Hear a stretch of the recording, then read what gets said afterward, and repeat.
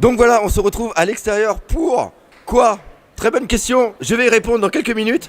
Pour faire la réaction live, deuxième essai au niveau de ce film Gold qui était absolument génial. Donc avec moi, j'ai Molo et Pipo de Mon Corvo et à côté de moi, j'ai Rivoire et Carré de All Blue Channel.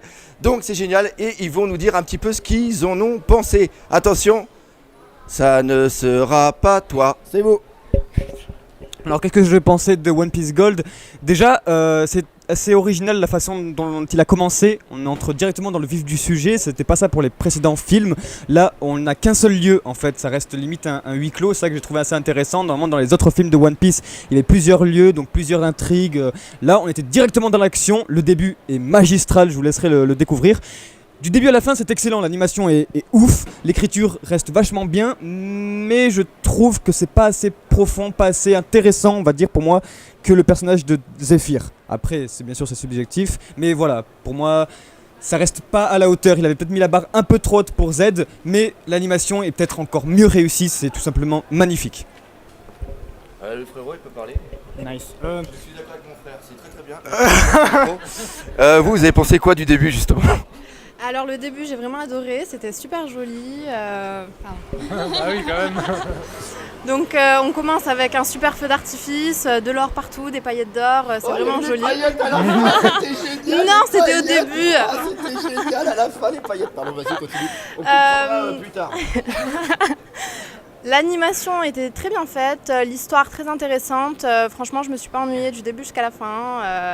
Très pas sentimental. Bon, j'ai eu un petit pincement de cœur à un moment, mais sinon, par rapport aux autres films, c'est vrai qu'il n'y avait pas beaucoup d'émotions. Mais sinon, j'ai beaucoup aimé. Alors moi pareil j'ai adoré, que ce soit le personnage de Gildo Tezzolo. Pour moi le vrai personnage en gros du film c'est le grand Tezzolo en fait, c'est vraiment le casino avec tous les détails qu'ils y ont mis. Ils ont vraiment développé ça comme si c'était un arc à part entière en fait. Enfin je vais pas trop spoiler donc, mais en gros j'ai vraiment adoré. Scénaristiquement il se rapproche de mon film préféré en fait qui est le film numéro 6, c'est-à-dire que le baron Matsuri, voilà exactement. On arrive dans le même schéma de découverte, d'épreuve. Sans trop spoiler, le combat n'est pas forcément au centre de l'histoire. Et moi, c'est ça que j'aime beaucoup en fait dans ce film-là, c'est que justement, on est là, on apprend à découvrir l'univers, on apprend à découvrir le grand Tezzolo, ses employés, savoir comment ça fonctionne. Et vraiment, on voit vraiment comment tout le navire fonctionne en fait. Et c'est vraiment ça qui est intéressant, c'est qu'on n'a pas l'impression de survoler le sujet. Le seul petit point noir, on va dire, c'est pour rejoindre le Mon Corvo, c'est que Gildo Tezzolo manque un tout petit peu de profondeur, même si le flashback est assez court et qui permet de résumer son histoire, son passé, etc. Mais ça manque encore un tout petit peu de profondeur, mais bon, on peut pas tout mettre dans un film. Donc, en tout cas, moi j'ai adoré et c'est sûrement mon film préféré maintenant, ex aequo avec le baron Matsuri. Maintenant parce qu'il n'a pas parlé. Oui, je sais, mais j'allais lui donner. Ah bah justement, on va donner le micro. Dis bonjour au micro. Bonjour. Je dirais que, ouais, pour rejoindre un petit peu tout ce qui est dit, en fait, au final, le film est assez grandiose. On a un début très magistral. C'est même, ce que j'ai beaucoup aimé dans le film, sans trop spoiler, c'est que, on a une métaphore, un rapprochement entre le spectateur et les personnages. C'est-à-dire que dans le film, tout se joue sur tout ce qui se passe, le spectacle, en fait. De toute façon, le mot, c'est le spectacle, c'est l'entertainment, comme il n'arrête pas de le dire. Le divertissement, et au final on se rend compte que ce qu'on soit en train de subir les Mugiwara, les spectateurs qu'il y a dans cet énorme endroit qui est Grand Rosso, et en fait au final nous aussi on l'a vécu au Mon Corvo, tout le monde dans la salle, et c'était assez dingue. C'est-à-dire que ils ont joué avec ça au début, quand les Mugiwara arrivent, tout le monde explose de joie, waouh, et au final c'est ce qui s'est passé dans la salle. Du coup c'était transparent, c'était très très très fort, et ouais, bon c'est un petit peu à chaud, mais je pense qu'il y a de quoi discuter plus tard, voilà. Ok, moi il y a un truc que j'ai vraiment adoré là-dedans, et c'est peut-être dommage que ça n'a pas été plus accentué, mais c'est vraiment toute la folie du personnage, et on a tout ce début qui est absolument dantesque où ça vole de partout, et il y a un passage où il coupe cette folie en faisant un acte odieux, et j'ai remarqué que dans le public ça fait un froid. Il y a des passages qui étaient vraiment excellents, et je voudrais dire surtout que moi ce que j'ai adoré dans ce film, autre le film lui-même, c'est vraiment l'ambiance qu'il y a eu dans le cinéma. Je sais pas pour vous, mais vivre un One Piece autant, c'est quelque chose d'inimaginable. Ça ne peut pas se raconter, encore une fois, c'est complètement con ce que je suis en train de dire, mais c'est et voilà, ça vive. Il y a eu 2000 personnes qui étaient là, il y avait 2000 fans de One Piece, et putain, ça transpirait par les... Et ce qui est bien, c'est que moi, quand je suis tout seul chez moi, et vous voyez des fois dans les réactions live ou quoi que ce soit, je suis toujours en train de gueuler comme un con, et je suis tout seul. Et là, ce qui se passe, c'est qu'il y avait 2000 Nakama avec nous, en train de gueuler au même moment que nous, et ce qui était bien, c'est qu'on pouvait remarquer quel personnage était aimé ou quoi que ce soit. Et je sais pas ce que vous avez ressenti, mais cette effervescence était impressionnante. Complètement. Ouais, complètement. C'était Et puis, génial. il y a quelque chose qui joue aussi, je trouve, dans le fait qu'on accroche au film, c'est que moi j'ai ressenti une maturité dans le film qui est supérieure à tous les films qui ont été faits jusque-là et puis au manga et à l'anime en général. C'est-à-dire que vraiment, que ce soit les thèmes, que ce soit les plans choisis, on tombe pas dans le fanservice bête et méchant. C'est-à-dire qu'il y a du fanservice un petit peu, mais la plupart du temps, c'est vraiment simplement, c'est un film destiné quand même à un public, pas adulte ou quoi que ce soit.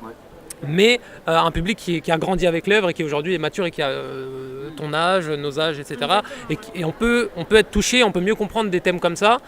Par exemple, je sais pas si je peux spoiler. Bon, Pierre, tu le couperas, non ? Non. Ok. Bon, par exemple, il y a par exemple, il y a une scène assez terrible. Justement, je sais pas si c'est de celle-là dont tu parlais, mais on voit rarement ça en fait dans One Piece de manière aussi crue, voilà. Donc voilà, ouais. Et il y a aussi autre chose, c'est qu'il y a eu plein de caméos par rapport à certaines animes, certains mangas autres que One Piece, et il y a même des références par rapport à des films. Et ça s'adresse autant aux enfants que le papa qui va être là, qui va dire putain mais il y a telle référence, je sais pas ce que vous en avez pensé. Oui, il y a énormément de références en fait à tous les films, que ce soit l'espionnage, que ce soit les films d'action. En fait, tout est présent. On voit vraiment que Eiichiro Oda, de toute façon, on sait que c'est un maître. Vraiment, il puise dans toutes les inspirations possibles et inimaginables. Et là, il l'a fait dans le cinéma. Et comme nous, on est fans de cinéma, et ben, on a tout de suite accroché en fait. Aussi, autre point positif que j'ai vraiment bien apprécié, c'est que l'humour est beaucoup plus présent que dans les précédents films. Non, par là. Tu peux passer par là ou pas? Les aléas du direct, c'est parti, on continue. Voilà, je dis. Enfin. Attends. Ouais, vas-y. Passe très vite. Ouais, je ne fais pas au montage.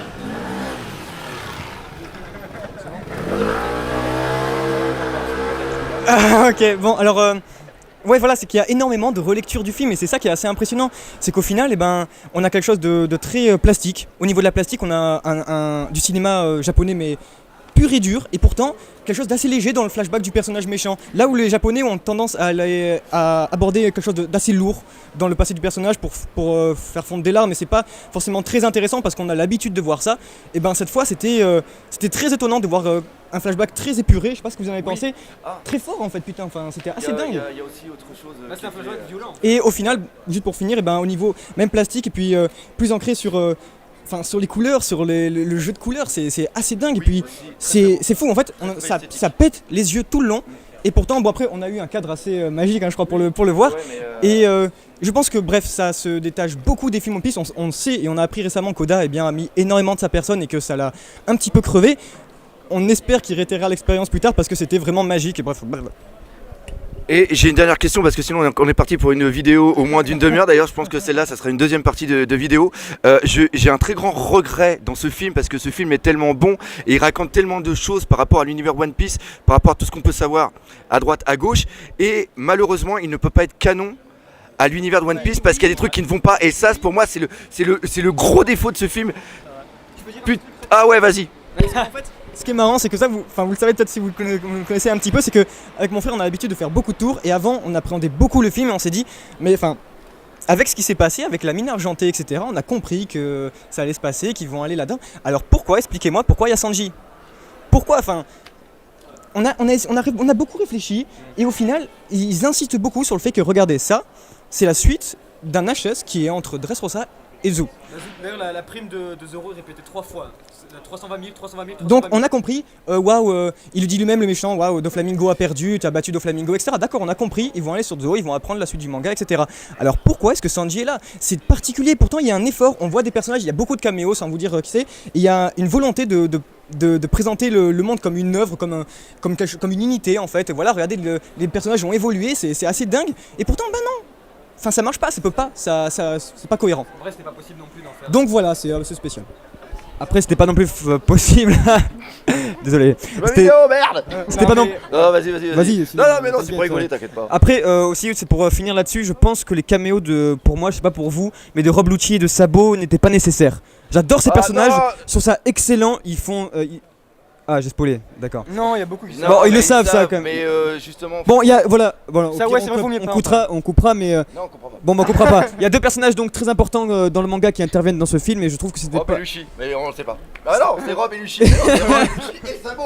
Putain, ils sont 3. Les enculés. On ne l'avait pas dit. Non mais voilà, c'était pas un caméo nécessaire en fait parce que je trouve que leur intervention est inutile, c'est con. Elle est hyper classe, elle est trop cool mais c'est inutile, je sais pas ce que vous en pensez. C'est pas inutile, c'est fan service et ce film est fan service pour les bons. Ouais non mais un film One Piece c'est du fan service en... Ouais, mais non, pas obligatoirement. Oui mais c'était quand même pas nécessaire. On laisse passer. Donc, vous avez quelque chose à dire? Non, ils s'en foutent. Et c'est génial, c'est là-dessus qu'on va terminer cette vidéo parce qu'on a passé beaucoup trop de temps. Voilà, ça m'a fait super plaisir. Et si quand même, par plaisir et par galanterie, je laisse le mot de la fin à Sarah avec sa belle voix. Merci beaucoup de nous avoir suivis et à très bientôt sur One Piece Passion TV.